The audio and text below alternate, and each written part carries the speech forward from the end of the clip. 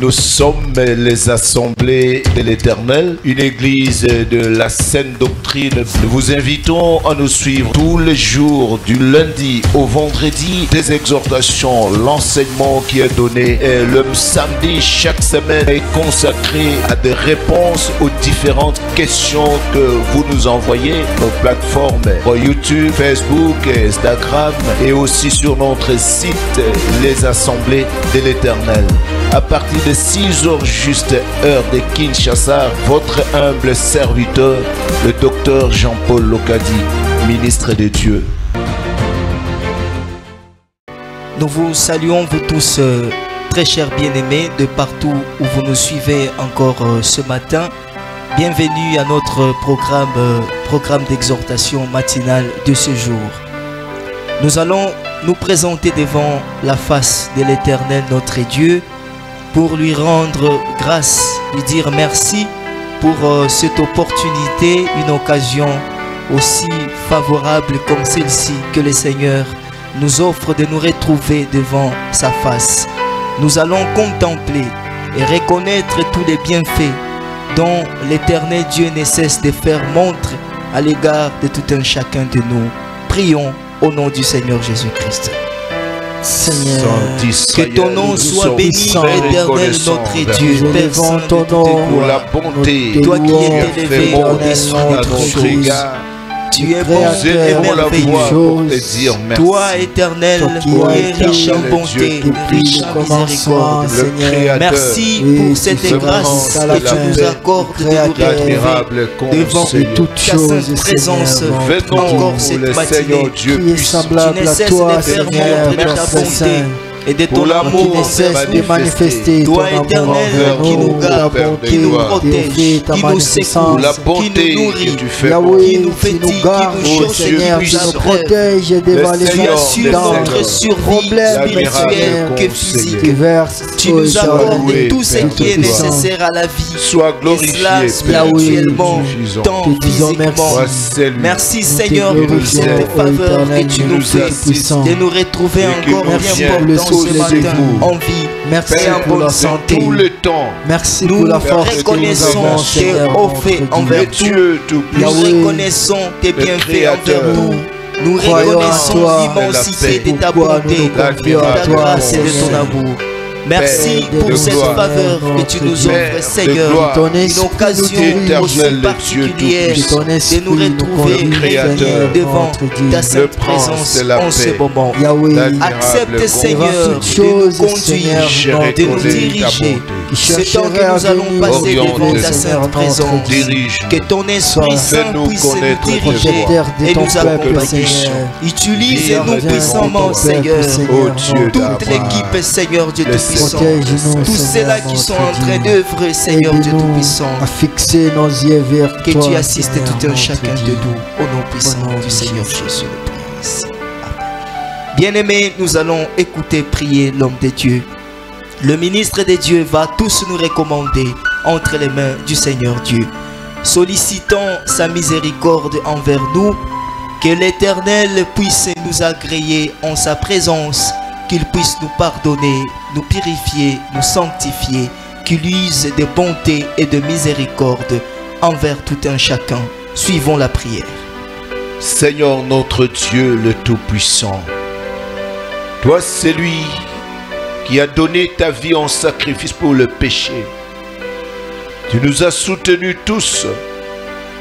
Tu as donné ta vie au Éternel pour nous racheter, pour que le pardon, la pitié, la miséricorde puissent atteindre ton peuple. Nous venons te solliciter pour cela. Voulons, Éternel Dieu, que tu déverses ta miséricorde, ta bonté et ton amour sur nous tous, pour que nous te soyons agréables une fois de plus ce matin. Tu es Dieu et tu es Seigneur. Toi, celui qui agit au-delà de toutes mesures. Je sais, ô Père, que tu as déclaré que toi, le Seigneur Dieu, tu nous as donné les arts de l'Esprit pour que nous puissions avoir le sceau de la rédemption. Ô Père, rachète, purifie, sanctifie et lave-nous pour que nous soyons purs devant toi. Au nom du Seigneur Jésus. Amen. Bien-aimés, il est écrit que tous nous serons enseignés par l'Éternel lui-même. Voilà pourquoi en ce moment, tout un chacun va prier le Seigneur, disant à l'Éternel Dieu de lui parler. Et c'est là au travers de son serviteur. Dis au Seigneur de disposer ton cœur, de bien le disposer, ainsi que ton entendement, pour que tu reçoives la portion qui t'a été préparée. Prions tous au nom du Seigneur Jésus-Christ. Seigneur notre Dieu, Seigneur notre Créateur, je me recommande devant toi en ce moment. Pour que tu me fasses grâce, Seigneur, d'être une bonne terre qui reçoit la semence. La semence, ta parole, Seigneur, que tu veux faire tomber sur nous aujourd'hui. Encore en ce moment, cette pluie, cette rosée qui nous tombe du ciel.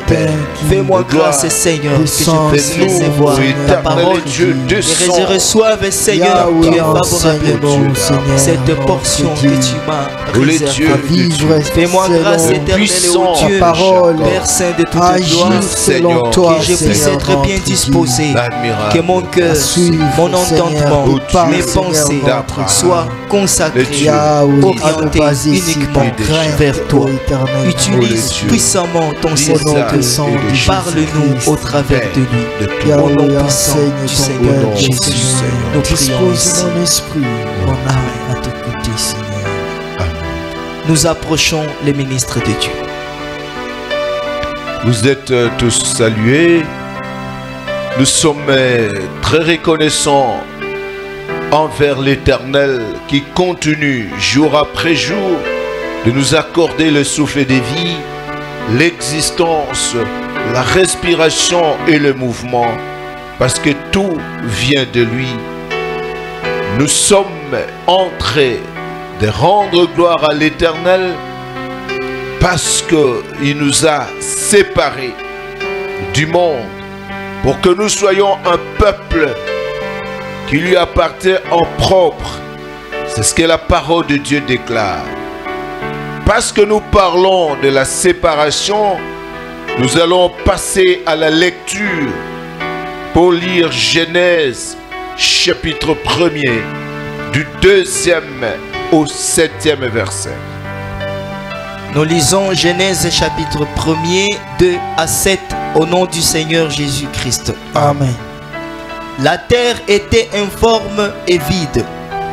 Il y avait des ténèbres à la surface de l'abîme et l'Esprit de Dieu se mouvait au-dessus des eaux. Dieu dit que la lumière soit et la lumière fut. Dieu vit que la lumière était bonne et Dieu sépara la lumière d'avec les ténèbres. Dieu appela la lumière jour et il appela les ténèbres nuit. Ainsi il y eut un soir et il y eut un matin. Ce fut le premier jour. Dieu dit qu'il y ait une étendue entre les eaux et qu'elle sépare les eaux d'avec les eaux. Dieu fit l'étendue et il sépara les eaux qui sont au-dessous de l'étendue d'avec les eaux qui sont au-dessus de l'étendue. Et cela fut ainsi. Amen. Amen. Dieu dit que la lumière soit et la lumière fut. Et Dieu vit que la lumière était bonne. Et Dieu sépara la lumière d'avec les ténèbres. Dieu sépara les eaux d'avec les eaux. Les eaux qui sont au-dessus de l'étendue et celles qui sont en dessous. Parce qu'il s'agit de la séparation. Et le Seigneur nous a montré, à partir de ce temps-là, que nous sommes appelés à séparer les choses. Nous sommes appelés aussi à nous séparer. Et le Seigneur qui connaissait toutes choses, il savait bien que les ténèbres couvrent la terre. Et que la lumière ne se mêlera pas aux ténèbres. Et Dieu nous a déclaré nous comme étant fils de la lumière et livrés comme étant fils de ténèbres. Vous connaissez déjà la question des livrés. Voilà pourquoi nous ne retournons pas une fois de plus à ce niveau-là. Et entre ces deux postérités, la postérité du serpent et la postérité de la femme, le Seigneur a établi un mur de séparation. Il a établi l'inimitié. L'inimitié, c'est le contraire de l'amitié. Il faut bien retenir cela. L'inimitié, c'est le contraire de l'amitié. De telle sorte que le Seigneur nous a interdit, nous avons parlé sur le mariage, que nous ne devons pas contracter de mariage avec ces gens. Nous ne devrions pas entrer dans la profondeur parce que c'est l'exhortation. C'est un rappel à l'ordre. Et vous connaissez que ce mariage mixte est considéré comme un grand crime. Mais nous ne sommes plus là-bas. Nous parlons de l'inimitié. Nous parlons des amitiés.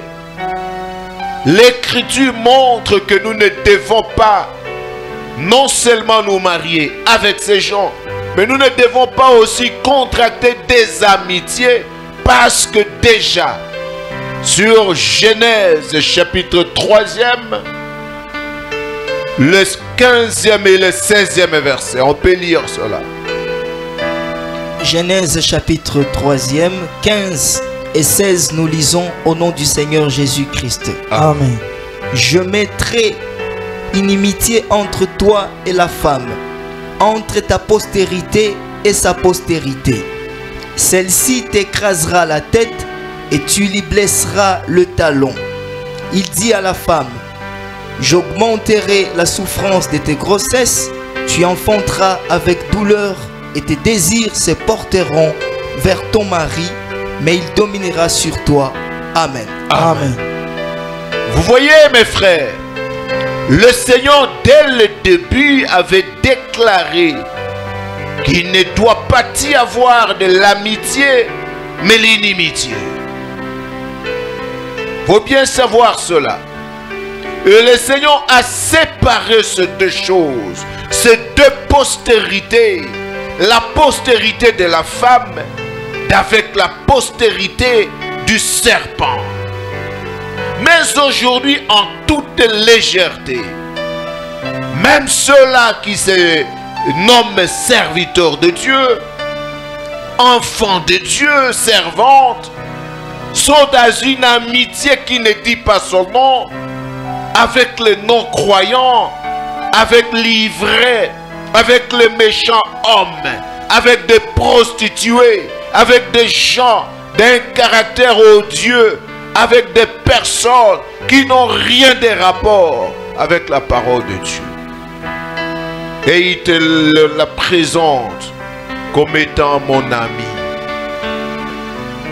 Alors que l'Écriture nous montre que le Seigneur avait placé l'inimitié.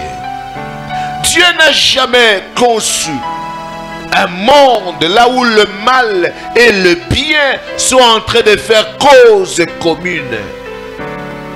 C'est pour cette raison que dans notre passage de Lévitique 19:19, on a parlé d'abord de ne pas accoupler les bestiaux des deux espèces différentes, de ne pas s'aimer dans le champ deux sortes, deux types de semences, et de ne pas aussi associer des fils d'espèces différentes pour faire un vêtement. Parce qu'il n'y a pas d'amitié entre le bien et le mal. On ne peut pas faire cela. C'est contre nature. Il ne doit pas y avoir. On ne peut pas voir le ténèbre et la lumière cheminer ensemble. Le mal et le bien faire cause commune. Il ne faut pas que ce soit ainsi. On ne peut pas faire un vêtement tissu de deux espèces de fils pour s'associer pour faire une seule chose, pour se mettre en accord. Alors les enfants de Dieu doivent comprendre et doivent être conséquents. Si beaucoup ont des problèmes aujourd'hui, c'est parce qu'au lieu de comprendre et de marcher selon la vision de Dieu, nous voulons penser que nous sommes plus intelligents que Dieu. Là où le Seigneur Dieu dit que nous ne devons pas être amis des gens de mauvaise vie, nous nous disons non, moi malgré je suis avec lui, mais moi en tout cas je l'évite dans ceci ou dans cela. C'est faux. Tu dis que c'est ton ami. Or, le fait même de proclamer qu'une personne qui est totalement vouée à la mauvaise cause, qui est totalement vouée à l'iniquité, qu'il soit ton ami, le fait de le déclarer, c'est une contradiction face à la parole de Dieu. Nous ne pouvons pas avoir des amis en dehors de la foi. C'est impossible. Nous pouvons avoir des choses qui nous mettent ensemble, les études, le travail et tout. Oui. Mais après cela, rien. Après cela, rien. Alors l'Écriture montre bien. Revenons dans notre passage de 2 Corinthiens 6, 14 à 18. 2 Corinthiens chapitre 6, 14 à 18. Nous lisons au nom du Seigneur Jésus-Christ. Amen. Ne vous mettez pas avec les infidèles sous un joug étranger. Car quel rapport y a-t-il entre la justice et l'iniquité? Ou qu'y a-t-il de commun entre la lumière et les ténèbres? Quel accord y a-t-il entre Christ et Bélial? Ou quelle part a le fidèle avec l'infidèle? Quel rapport y a-t-il entre le temple des dieux et les idoles? Car nous sommes le temple du Dieu vivant, comme Dieu l'a dit. J'habiterai et je marcherai au milieu d'eux. Je serai leur Dieu et ils seront mon peuple. C'est pourquoi sortez du milieu d'eux et séparez-vous, dit le Seigneur. Ne touchez pas à ce qui est impur et je vous accueillerai. Je serai pour vous un père et vous serez pour moi des fils et de filles, dit le Seigneur Tout-Puissant. Amen. Amen. L'Éternel nous montre clairement ici qu'il n'y a pas de rapport. Il n'y a rien de commun. Il n'y a pas de part. C'est ce que l'Écriture est en train de nous montrer ici. Quel rapport y a-t-il entre la justice et l'iniquité? Qu'y a-t-il de commun entre la lumière et les ténèbres? Or, Christ dit que vous êtes la lumière du monde. Vous êtes la lumière du monde. On dit autrefois vous étiez ténèbres, mais maintenant vous êtes la lumière. Qu'est-ce qu'il y a des rapports? Qu'est-ce qu'il y a? Il y a quelque chose de commun entre la lumière et les ténèbres. Quelle part peut exister entre le temple de Dieu et les idoles, entre les fidèles et les infidèles? Quel accord? Il n'y a ni accord, ni rapport, ni part, ni rien de commun. Quel rapport y a-t-il entre Christ et Bélial? Que le Seigneur Jésus puisse venir tisser des amitiés avec le diable. Comment cela sera-t-il possible? Mais vous, il y a certains frères qui, chaque fois vous le voyez, toujours au milieu des païens. Il est toujours là au milieu des païens. Il passe ici, oh, m'a invité. Oh, il y a mon ami qui est à tel endroit. Oh, il y a mon ami qui est dans telle circonstance. Oh, partout, c'est comme ça. Non. L'Écriture montre bien qu'il y a une inimitié entre les deux postérités. Il y a même des serviteurs que l'on trouve, non, il est un serviteur de Dieu, mais il a plein d'amis, les faux pasteurs. Ils sont ses amis. Il les fréquente comme si de rien n'était. Ils passent ici, ils sont là à deux. Et ils ont, c'est mon ami, ainsi de suite. Et il le présente même dans certains endroits. Bon, celui-ci c'est un serviteur de Dieu, vous savez. Quel rapport, quel accord, qu'y a-t-il de commun? Quelle part? Si le Seigneur nous interdit de contracter des amitiés avec l'ivraie ou avec des gens qui sont loin de la parole de Dieu, c'est parce que l'effet d'abord de contracter d'abord ces amitiés, c'est une profanation de ce qui est saint.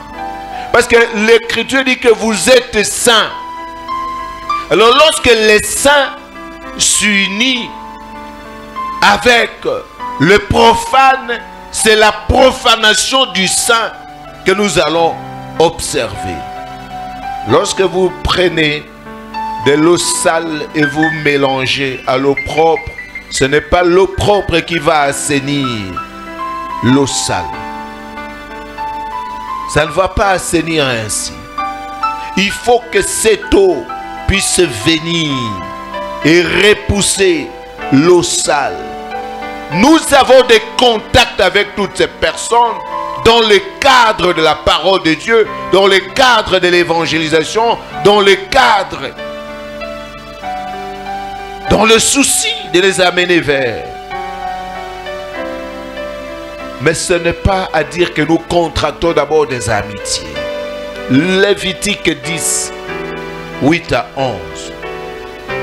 Lévitique chapitre 10, 8 à 11, nous lisons au nom du Seigneur Jésus-Christ. Amen.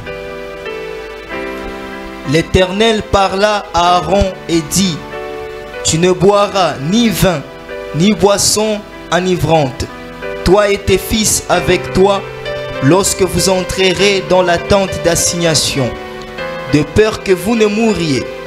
Ce sera une loi perpétuelle parmi vos descendants, afin que vous puissiez distinguer ce qui est saint de ce qui est profane, ce qui est impur de ce qui est pur, et enseigner aux enfants d'Israël toutes les lois que l'Éternel leur a données par Moïse.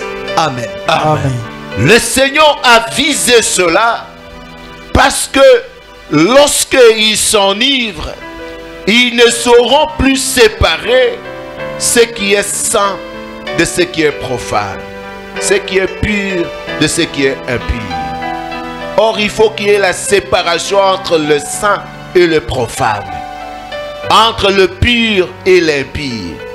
Mais vous voulez montrer que l'impur peut aussi contracter de l'amitié avec le pur, que le saint peut s'embrasser avec le profane. Et l'Écriture montre que c'est la profanation qui aura lieu. On ne peut pas se rendre compte, on ne peut pas vraiment comprendre que toi, tu es là avec des personnes mal réputées. Et ce sont ces personnes-là qui constituent ton entourage. Il y a même des associations dans lesquelles nous n'entrons pas. Il y a même des festins, des invitations que nous ne répondons pas au regard du caractère de la fête qui sera offerte là-bas. Vous connaissez bien, nous ne sommes pas des hypocrites d'entre les nations. Nous savons refuser des choses. Nous savons refuser des choses, même des festins. Même si c'est toi frère ou toi sœur, tu fais des festins qui ne répondent pas, qui ne correspondent pas à la parole de Dieu, nous ne pouvons pas accepter de nous souiller à cause de toi. Mais même plus tard, tu en auras les résultats. Nous ne sommes pas ainsi. Parce que nous devons séparer l'impur du pur, le profane du saint. Pour enseigner, on dit Dieu a établi les serviteurs pour agir ainsi, pour enseigner au peuple de séparer. C'est l'Ézéchiel 44, le 23e verset. Ézéchiel 44, 23e verset, nous lisons au nom du Seigneur Jésus-Christ. Amen. Ils enseigneront à mon peuple à distinguer ce qui est saint de ce qui est profane. Ils lui feront connaître la différence entre ce qui est impur de ce qui est pur. Amen. Amen. Ézéchiel 42, le 20e verset aussi. Ézéchiel 42, 20, nous lisons au nom du Seigneur Jésus-Christ. Amen. Il mesurera des quatre côtés le mur formant l'enceinte de la maison. La longueur était de 500 cannes et la largeur de 500 cannes. Ce mur marquait la séparation entre les saints et le profane. Amen. Amen. Ce mur marquait la séparation entre le saint et le profane. Et pourtant, ici, l'on est en train de parler de la construction. Le temple même dans le temple, on a établi un mur pour marquer la séparation entre le saint et le profane. Même quelqu'un qui se retrouverait dans l'assemblée, je ne suis pas obligé d'avoir des liens étroits avec toi. Je dois mettre un mur. Je dois mettre un mur.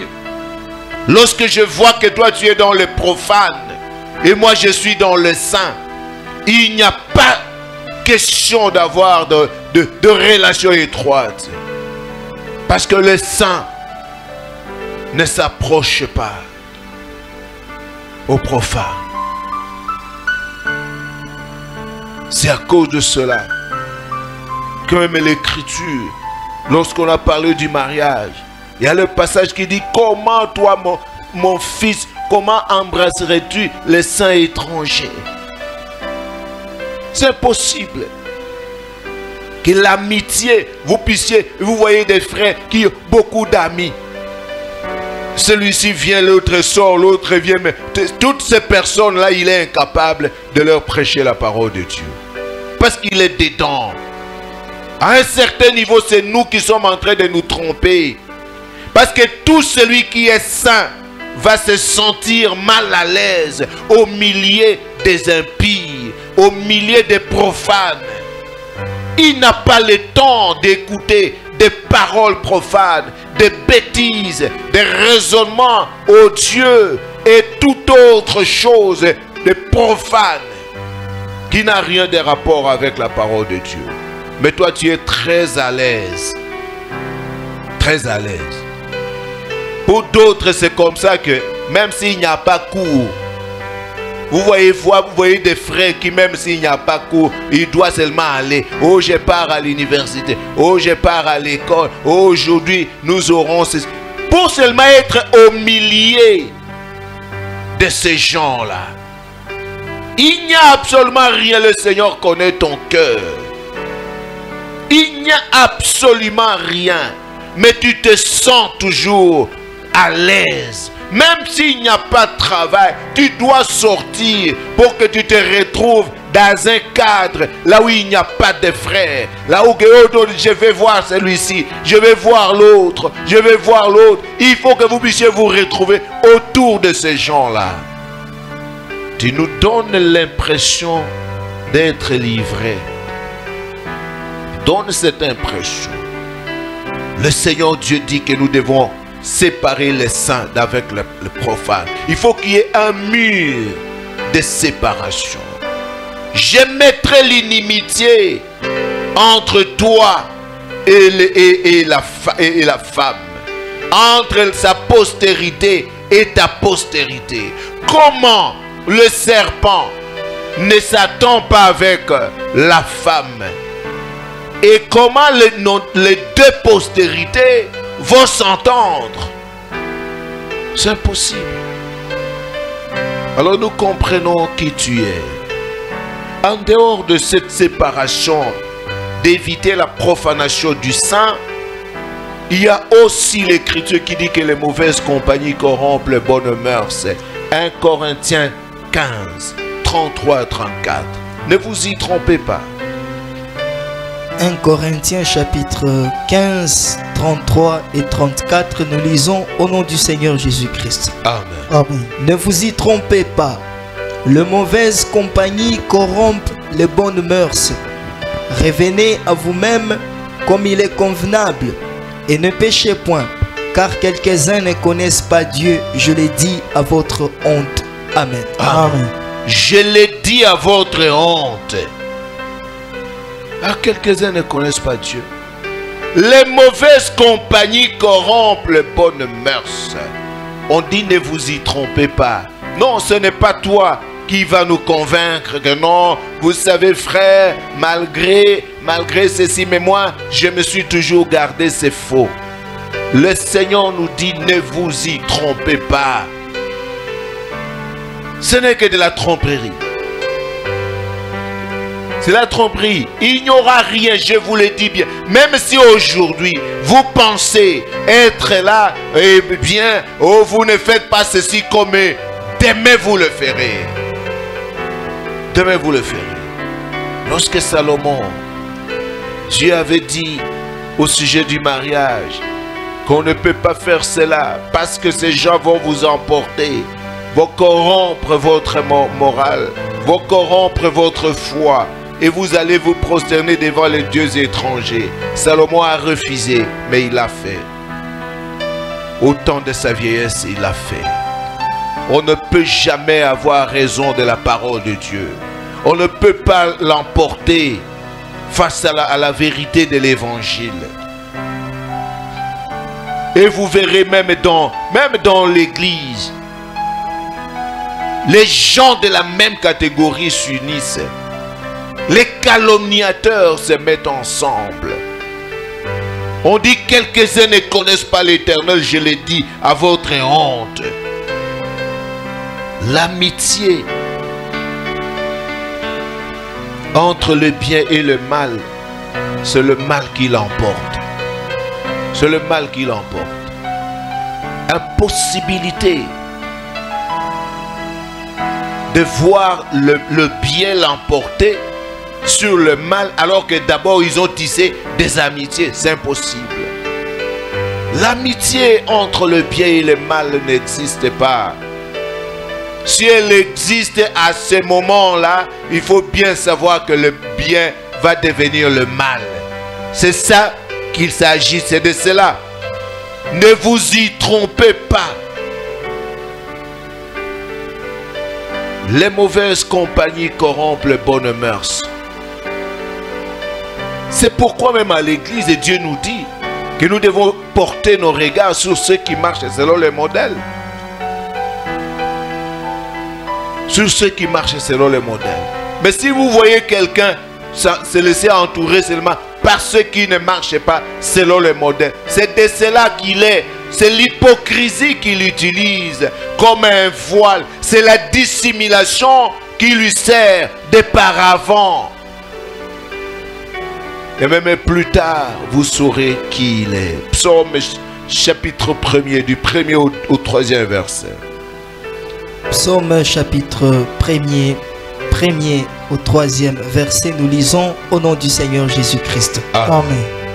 Heureux l'homme qui ne marche pas selon le conseil des méchants, qui ne s'arrête pas sur la voie des pécheurs, et qui ne s'assied pas en compagnie de moqueurs, mais qui trouve son plaisir dans la loi de l'Éternel et qui la médite jour et nuit. Il est comme un arbre planté près d'un courant d'eau qui donne son fruit en sa saison, et dont le feuillage ne se flétrit point. Tout ce qu'il fait lui réussit. Amen. Amen. Amen. Heureux l'homme qui ne marche pas accompagné de moqueurs. Quand tu es au milieu de ceux qui se moquent des autres, tu fais partie d'eux. Heureux cet homme-là qui ne s'assied pas. Il n'a pas le temps de s'asseoir avec ces gens. Il n'a pas le temps à perdre, de rester là où on est en train de parler du mal des gens, là où on est en train de parler du n'importe quoi, là où on est en train de se railler des gens. Il n'a pas le temps. Heureux cet homme. Il ne marche pas selon les conseils des méchants. Il y a des gens qui marchent toujours selon les conseils des méchants. L'Écriture déclare même que celui qui a beaucoup d'amis les a pour son malheur. Dans Proverbe 18, le 24e verset, on dit « Celui qui a beaucoup d'amis les a pour son malheur. » Pour son malheur. Mais on dit qu'il y a un ami qui est plus attaché qu'un frère. Mais on ne dit pas qu'il y a un ami qui est plus qu'un frère. Non, non. Parce qu'il y a des gens qui tordent le sens de ce passage-là. Un ami qui est plus attaché qu'un frère. Et il fallait-il que cet attachement soit un attachement vrai et conforme à la parole de Dieu. Ce n'est pas l'attachement qui nous fait nous quelque chose. Ce n'est pas l'attachement. Parce que l'Écriture dit que celui qui a beaucoup d'amis les a pour son malheur. Le Seigneur nous recommande de tisser les amitiés avec les gens de bien. On dit que l'amitié de l'Éternel est avec ceux qui le craignent. L'amitié de l'Éternel est avec ceux qui le craignent. Proverbe, dans Psaume 25, le 14e verset. Psaume 25, 14. Nous lisons au nom du Seigneur Jésus-Christ. Amen. Amen. L'amitié de l'Éternel est pour ceux qui le craignent, et son alliance leur donne instruction. Amen. Amen. L'amitié de l'Éternel est pour ceux qui le craignent. Voilà pourquoi le roi David, dans Psaume 119, le 63e verset, le roi David avait déclaré, il dit que je suis l'ami de ceux qui te craignent. Le roi David avait déclaré qu'il est l'ami de ceux qui craignent l'Éternel. Il n'est pas l'ami de ceux qui ne craignent pas Dieu. Parce que l'amitié de l'Éternel d'abord est avec ceux qui le craignent. Et son alliance leur donne l'assurance. Toi, tu es l'ami de ceux qui ne craignent pas l'Éternel. Vous verrez bien que ceux qui n'ont pas la crainte de Dieu, ce sont ceux-là qui sont tes amis. L'amitié de l'Éternel est avec ceux qui le craignent. Et le roi David dit, je suis l'ami. Je suis l'ami de ceux qui te craignent. Il dit devant l'Éternel. Et l'Éternel a le temps de vérifier qui est l'ami de David et qui n'est pas son ami. Qui est l'ami de David et qui n'est pas son ami? Il est l'ami de ceux qui craignent l'Éternel. Même lorsqu'on établissait les anciens de l'Église, on dit bien que pour établir quelqu'un ancien de l'Église, il doit être ami des gens de bien. Dans Tite chapitre 1er, il doit être ami des gens de bien. Mais quand nous voyons un frère, il a de mauvaises compagnies, il a pour amis et amis des gens de mauvaise vie, il ne faut pas donner de responsabilités à ce frère-là. Il ne faut pas donner de responsabilités à ses frères. S'il en a déjà, il faut le démettre de ses responsabilités. Parce que cela vous montre clairement qui il est.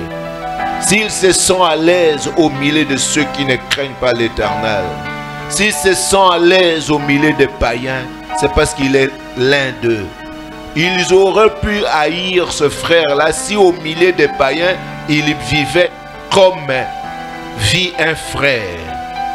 Parce que l'Écriture dit que le monde aime ce qui est en lui. Si le monde ne m'a pas aimé, il ne vous aimera non plus. Mais lorsque vous voyez quelqu'un émerger au milieu des païens, cela veut dire qu'il parle comme eux, il agit comme eux. Quand vous n'êtes pas là, il agit comme eux, il parle comme eux.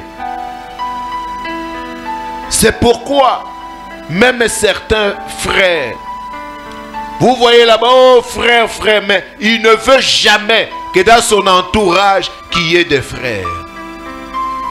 Il veut toujours que dans son entourage, qu'il y ait d'autres personnes qui ne sont pas frères. Et c'est là qu'il éclate, et c'est là qu'il fait tout. Hypocrite. S'il était saint, alors il est en train de profaner le saint. Il faut qu'il y ait un mur pour servir de démarcation entre les saints et les profanes, entre le pur et l'impur, entre la lumière et les ténèbres. Nous allons revenir sur l'amitié, mais il faut bien savoir qu'il faut être ami des gens de bien.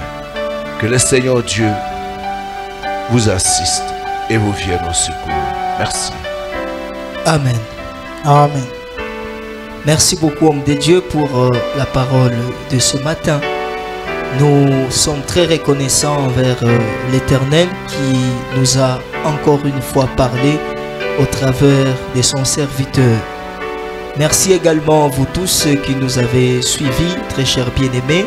Ainsi, nous tendons vers la fin de ce programme. Nous allons suivre l'homme de Dieu, clôturer. Suivons la prière. Éternel notre Dieu, protège ton peuple.